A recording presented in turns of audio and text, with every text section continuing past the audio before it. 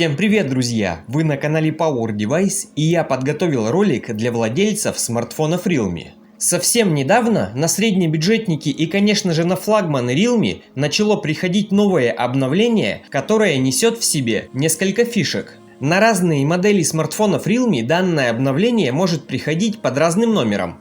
На моем GT Neo 3T это RMX 337111C06.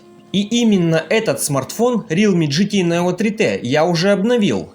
А сейчас у меня в руках Realme GT Neo 3, и на него также пришло данное обновление. Зайдем об устройстве. Как видите, номер обновления на нем отличается.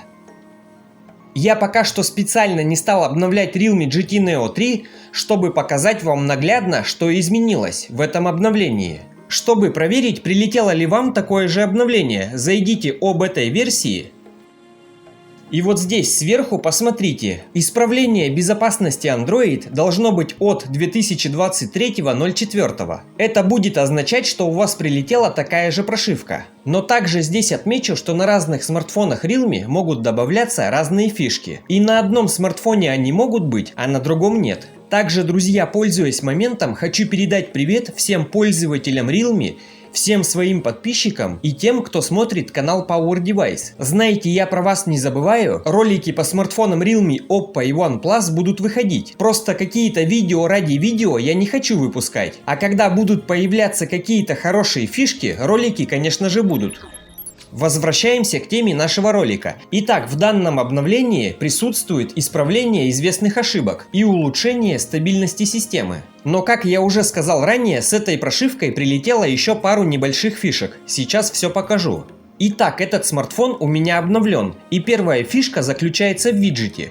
Делаем щипок на главном экране. Плюсик. Новая фишка заключается в том, что добавили виджет диктофона.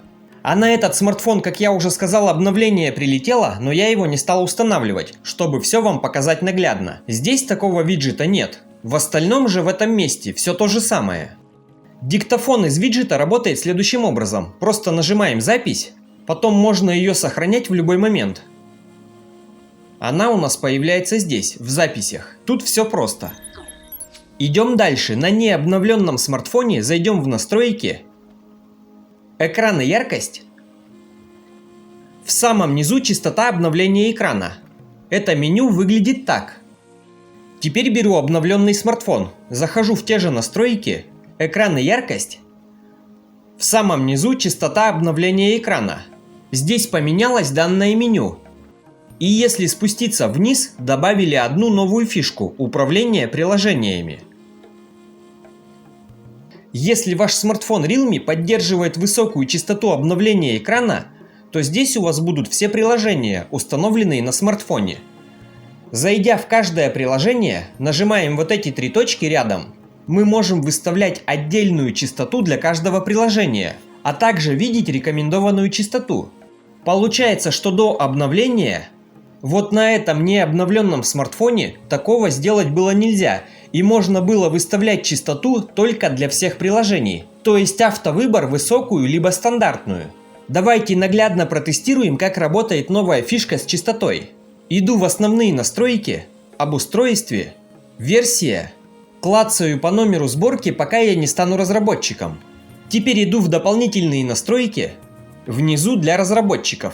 Спускаясь немного вниз, нахожу пункт «Частота обновления экрана». Включая его. Теперь мы можем видеть, какую частоту выдает наш смартфон в данный момент. Кстати, друзья, к слову скажу, что недавно на канале выходило видео, как на смартфонах Realme, Oppo и OnePlus сделать максимально возможную частоту обновления экрана, которую поддерживает ваш смартфон. Ссылку на это видео оставлю внизу в описании под этим роликом, если вдруг вы его еще не смотрели. Итак, возвращаемся в экран и яркость. Частота обновления экрана. Управление приложениями. Здесь, к примеру, я найду приложение YouTube. Вот оно. Как видите, рекомендованные здесь 120 Гц. Также можно выставить 60 и 90. Пока оставляем рекомендованные. Заходим в YouTube. Включаем ролик. Показывает 120 Гц. Итак, вернемся в наши настройки. Нажимаем YouTube. Теперь выставим 90 Гц. Окей. Если частота обновления несовместима с приложением, устройство может нагреваться или могут возникнуть другие проблемы. Друзья, здесь сразу отмечу, что в этом сообщении, конечно же, имеется в виду повышение частоты обновления, а не ее понижение.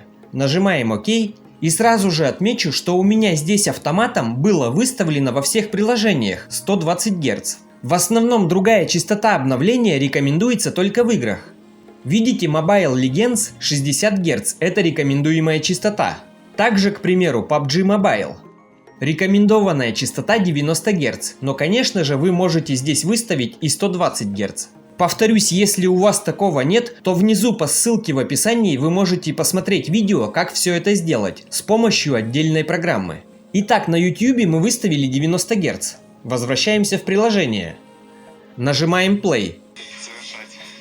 Как можете видеть, частота изменилась. Естественно, можно также выставить и 60 Гц.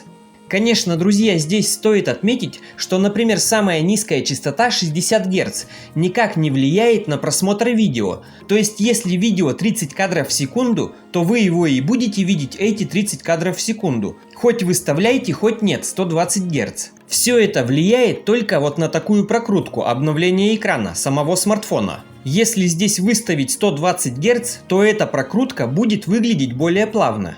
То есть, если вы хотите экономить свою батарею, можете выставлять 60 Гц. Если любите радовать свой глаз, то выставляйте 120 Гц.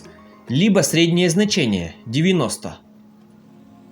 Друзья, если вам прилетело такое же обновление, пожалуйста, напишите в комментариях, есть ли здесь еще какие-то новые фишки. Возможно, на ваши смартфоны что-то еще прилетело дополнительно. На моем же это все.